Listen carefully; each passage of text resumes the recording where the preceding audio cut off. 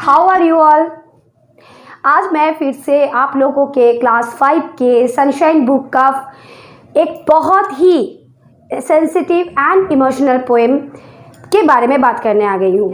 जैसे कि आप इसका टाइटल बोर्ड में देख सकते हो, a blind child speaks. Blind यानी दृष्टिहीन या अंधा, चाइल्ड यानी बच्चा, यानी एक दृष्टिहीन बच्चा कुछ बोल रहा है। तो वो क्या बोल रहा है, चलिए हम लोग पहले इस पोएम को सुनते हैं, उसके बाद एक एक करके हम लोग इसके बाकी पॉइंट्स पर बात करेंगे।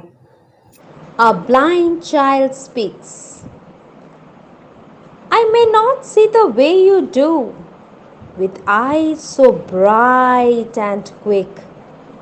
But I know where flowers abound, but where the grass grows thick. I know if you are a kind a little, and I know if you are tall. Oh, I can see so many things you may not see at all.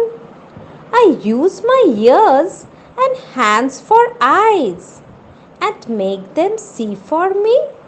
I listen hard and gently touch, and thus it is I see. God must have a reason for making me like this. Perhaps He meant for me to see what other people miss. Welcome back. हम लोग poem को recite किए। अब हम लोग क्या सीखेंगे, we will understand the meaning of the poem. इसका जो भावार्थ है इसको हम लोग समझेंगे। फिर हम लोग सीखेंगे Braille scripts and Louis Braille. इस पोएम से रिलेटेड जो लेसन पे क्वेश्चन आंसर्स है उस पर डिस्कशन होगा। And last, know about new words. जो नया शब्द इस पोएम से हम लोगों को जानने को मिली है उसका हिंदी में हम लोग अर्थ को समझेंगे। तो पोएम का भावार्थ को समझने से पहले हम आप लोगों से कुछ क्वेश्चन पूछना चाहते हैं। Do you know some people can recognise other people through their touch and smell? How it is possible? क्या आपने कभी ऐसे इंसान से मिले हो या कभी आप ऐसे इंसान को देखे हो? Read to know what a boy think about it. आपको क्या लगता है वो ऐसा कैसे कर पाते होंगे? चलिए इसके लिए हम इस कविता को पढ़ते हैं जहाँ एक लड़का बोल रहा है कि वो ये सब कैसे कर पाता है। A blind child speaks. एक दृष्टिहीन बच्चा कहता है, I may not see the way you do with eyes so bright and quick. हो सकता है कि मैं आपके तरीके से ना देख सकूं चमकदार और तेज आंखों के सहारे से। But I know where flowers abound and where the grass grows thick. लेकिन मैं जानता हूँ कि कहाँ फूल ज्यादा खिला है और कहाँ घास अधिक उगा है। I know if you are kind a little and I know if you are tall. मुझे पता है कि क्या आप थोड़े छोटे हैं या आप लंबे हैं। Oh, I can see so many things you may not see at all. Oh, मैं कितने सारे चीज देख सकता हूँ जो आप बिल्कुल नहीं देख सकते हैं। I use my ears and hands for eyes and make them see for me. मैं आँखों के बजाय अपने हाथों और कानों का प्रयोग करता हूँ और इस तरह से मैं देखता हूँ। I listen hard and gently touch and thus it is I see. मैं ध्यान से सुनता हूँ और धीरे से छू कर देखता हूँ और इस प्रकार मैं देखता हूँ। God must have a reason for making me like this. भगवान के पास जरूर कोई कारण होगा मुझे इस तरह बनाने के पीछे। Perhaps He meant for me to see what other people miss. शायद वो चाहते थे कि मैं वो सब देख पाऊं या महसूस कर पाऊं जो दूसरे लोग ना देख पाते हैं या महसूस कर पाते हैं। इस कविता से हमें सीख मिलती है कि जैसे ब्लाइंड चाइल्ड, नेत्रहीन बच्चा शिकायत नहीं करता है परंतु वो भगवान को धन्यवाद करता है। ये सीख इस कविता से मिली है। हमारे पास जो है उससे हम खुश रहना सीखें, ना कि जो ना है उसके लिए दुखी होकर भगवान को कोस।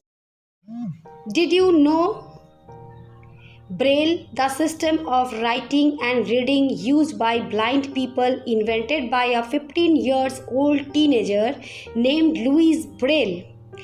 क्या आप जानते हो ब्रेल अंधे व्यक्तियों के लिखने पढ़ने का एक पद्धति है जिसे 15 साल के एक युवा लुइस ब्रेल ने आविष्कार किए थे। Louis had lost his eyesight in a childhood accident. Louis की दृष्टिशक्ति बचपन में हुए एक दुर्घटना में चली गई थी।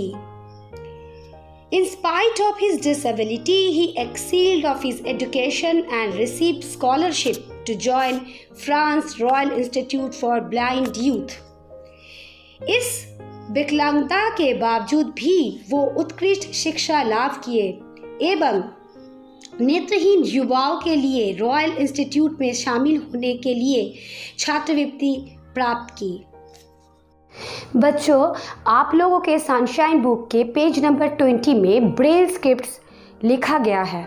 ये ब्रेल स्क्रिप्ट क्या है? ब्रेल स्क्रिप्ट एक उभरा हुआ अक्षर है जिसका इन्वेंटर थे लुइस ब्रेल ने मात्र 3 वर्ष के उम्र में ही उनकी आंखों की दृष्टि खो चुके थे, लेकिन उनके उम्र 16 वर्ष होते ही वो ब्रेल स्क्रिप्ट का इन्वेंटर बन गए और इसके जरिए वो पूरे विश्व के दृष्टिहीन मानव जाति के जनक बन गए।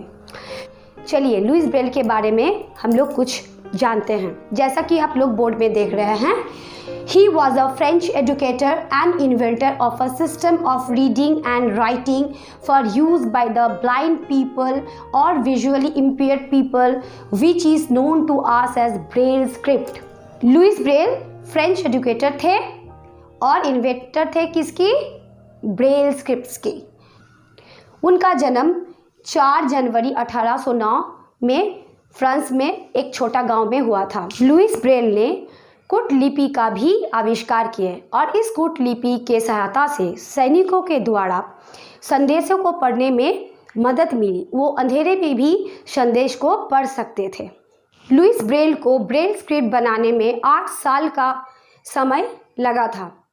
भारत सरकार द्वारा उनको श्रद्धांजलि ज्ञापित करने के लिए वर्ष 2009 में डाक टिकट भी उनके नाम से जारी किया गया है।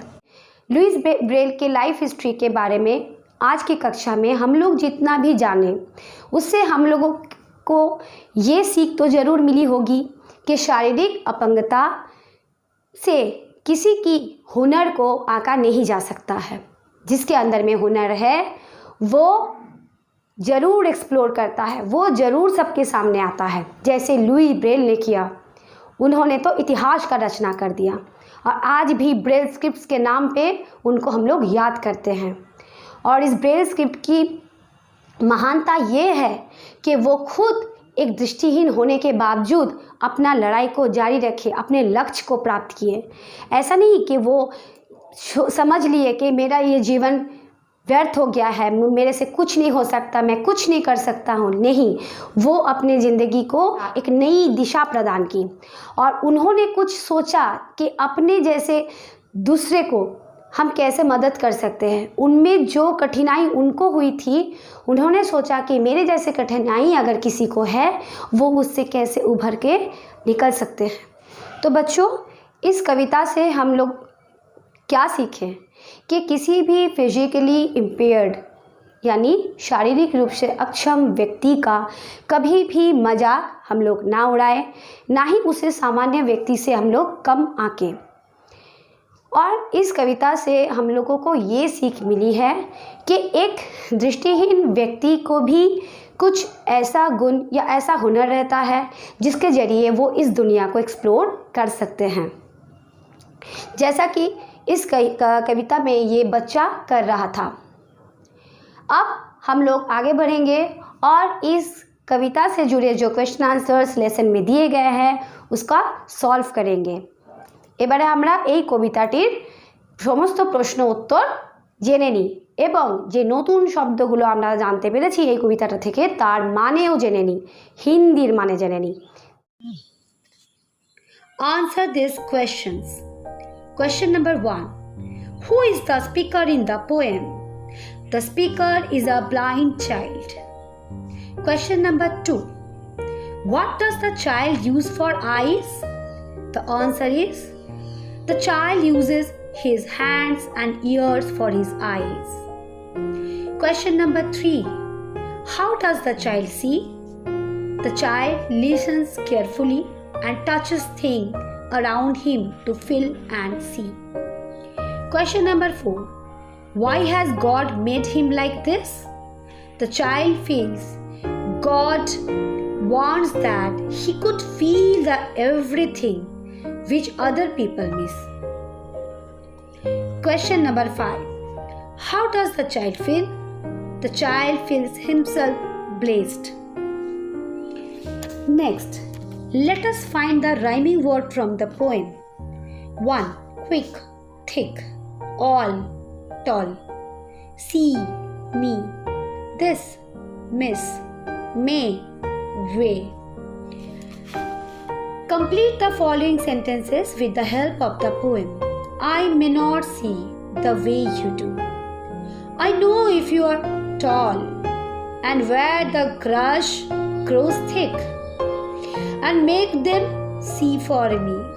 God must have a reason. D.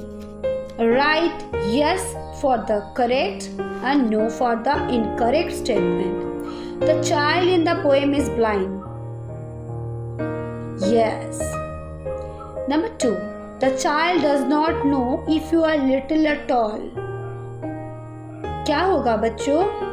जैसे कि हम लोग इस कविता का एक लाइन में देखे थे कि यहाँ लिखा है I know if you are kind a little and I know if you are tall. That means वो जानता था कि कौन थोड़ा छोटा है कौन लंबा, और यहाँ लिखा गया है The child does not know if you are little or tall. इसका मतलब ये गलत है. The statement is incorrect. तो यहाँ क्या होगा? No. Next, the child uses ears and hands for eyes. Yes. The child listens hard and touches gently. Yes. God has a reason to make everyone special. Yes. Word meaning: blind, दृष्टिहीन या अंधा. Abound, काफी होना या बहुत होना. Thick, घना. Gently, धीरे से. Reason, कारण. Perhaps, शायद.